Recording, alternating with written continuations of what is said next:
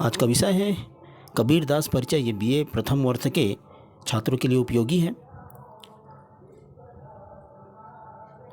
सबसे पहले आता है कबीरदास जी का संक्षेप में जीवन देखते हैं। जन्म इनका 1398 में हुआ था, लहरताल काशी में हुआ था। इनकी मृत्यु 1518 में मगहर उत्तर प्रदेश में हुई थी।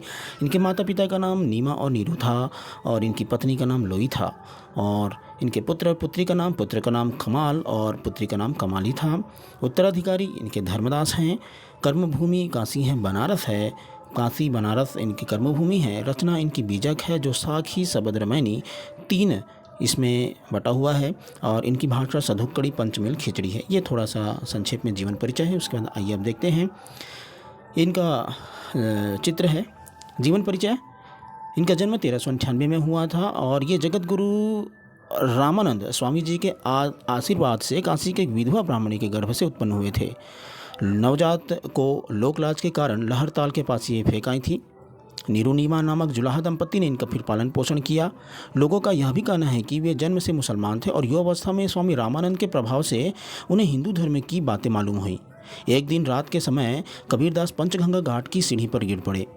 जब गिर पड़े फिर रामानंद जी गंगा स्नान करने के लिए सीढ़ियों से उतर रहे थे कि तभी अचानक उनका पैर कबीर के शरीर पर पड़ गया। उनके मुख से तत्काल राम राम शब्द निकल पड़ा। कबीर ने उसी राम को दीक्षा मंत्र माना और रामानंद जी को अपना गुरु स्वीकार कर लिया। कबीर के शब्दों में है, काशी में प्रगट भये रामानंद चेताए। और कबीर पंथियों का यह मानना है कि कबीरदास का जन्म काशी में लहरताल तालाब में उत्पन्न कमल के मनोहर पुष्प के ऊपर बालक के रूप में हुआ था। फिर कबीरदास जी का जीवन देखते हैं। जो उनका विवाह है, वैवाहिक जीवन है। इनका विवाह वनखेड़ा बैरागी की पालित कन्या लोई के साथ हुआ था। कबीरदास के जो 2 पुत्र हैं, एक पुत्र हैं, एक पुत्री हैं। पुत्र का नाम है कमाल और पुत्री का नाम है कमाली।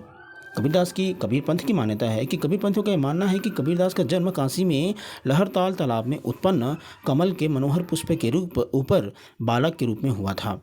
कबीर पंथ में कबीरदास को बाल ब्रह्मचारी माना जाता है। कबीर पंथ के अनुसार कमाल उसका शिष्य और कमाल एवं लोई उनकी शिष्या थी। ऐसा इनकी कबीर पंथियों की ऐसा मान्यता है।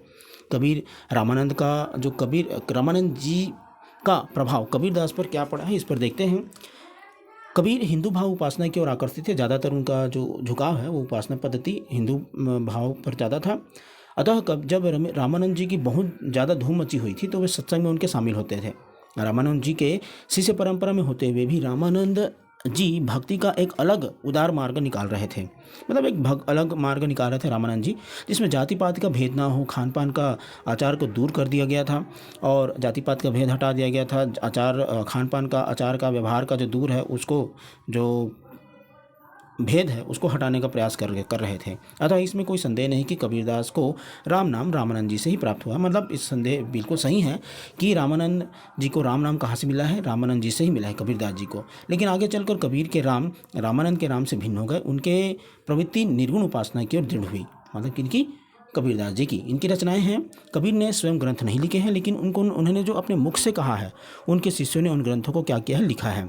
कबीर की वाणी का संग्रह, मतलब कबीर की वाणी का संग्रह किसने किया है? धर्मदास ने किया है। किस नाम से किया है? बीजक नाम से किया है। कब किया है? 1464 में किया है। बीजक के 3 भाग हैं, रामायणी, शबद, साखी। तो सबसे पहले रामायणी देखते हैं। रामायणी का अर्थ क्या होता है? रामायण होता है। इसमें कौन सा छंद प्रयोग हुआ है? तो इस चौपाई और दोहा छंद प्रयोग हुआ है। तो यदि क्वेश्चन आएगा कि दोहा छंद में किसका प्रयोग किया गया, तो रामायणी का प्रयोग किया गया है। ये कैसी भाषा थी? इसमें भाषा जो है ब्रज भाषा और पूर्वी बोली का इन्होंने समावेश किया। वैसे ही शबद का अर्थ होता है शब्द। और ये कैसा छंद है? इसमें गेय पद है। ब्रज भाषा और पूर्वी बोली का भी इसमें प्रयोग किया गया है। मतलब भाषा कैसी है? ब्रज भाषा पूरी बोली। रामायणी की भाषा क्या है? ब्रज भाषा पूरी बोली। शबद की भाषा क्या है? ब्रज भाषा और पूरी बोली। वैसे ही साखी का अर्थ क्या होता है? साक्षी होता है। और इसमें प्रयुक्त छंद कौन सा है? दोहा है। ये राजस्थानी पंजाबी मिली खड़ी बोली है। इसमें कबीरदास की भाषा कैसी है? तो कबीरदास की भाषा एकदम आम बोलचाल की भाषा है। सरल सहज भाषा है। भाषा पर जबरदस्त अधिकार के कारण हजारी प्रसाद द्विवेदी ने कबीर को क्या कहा है? भाषा का डिक्टेटर कहा है। पर भाषा का डिक्टेटर किसको कहा जाता है? कबीरदास को कहा जाता है। किसने कहा? हजारी प्रसाद द्विवेदी ने कहा है। कबीरदास के भाषा के संबंध में विद्वानों के मत। इसमें जैसे कि विद्वान में श्याम सुंदर दास ने पंचमेल खिचड़ी इनकी भाषा को कहा है। रामचंद्र शुक्ल ने सधुक्कड़ी कहा है। हजारी प्रसाद द्विवेदी ने इनकी भाषा पर जबरदस्त अधिकार के कारण क्या कहा है? भाषा का डिक्टेटर कहा है। इनकी मृत्यु कब हुई? तो इनकी मृत्यु जो है काशी के निकट मगहर नामक स्थान पर 1518 ईस्वी में इन्होंने अपने प्राण त्याग दिए, मतलब इनका निधन हो गया। मृत्यु के बाद उनके शव को लेकर के विवाद हुआ, विवाद होता रहा भाई।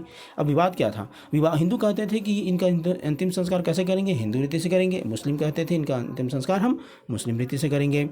इसी विवाद के चलते जब उनके शव से चादर हट गई, उसी विवाद के चलते जब उनके शव से जब चादर हट गई तो लोग वहाँ फूलों का ढेर पड़ा देखा। मतलब जब उनके शव से चादर हटी तो देखा कि फूल का ढेर था, वहाँ पर फूलों का ढेर था।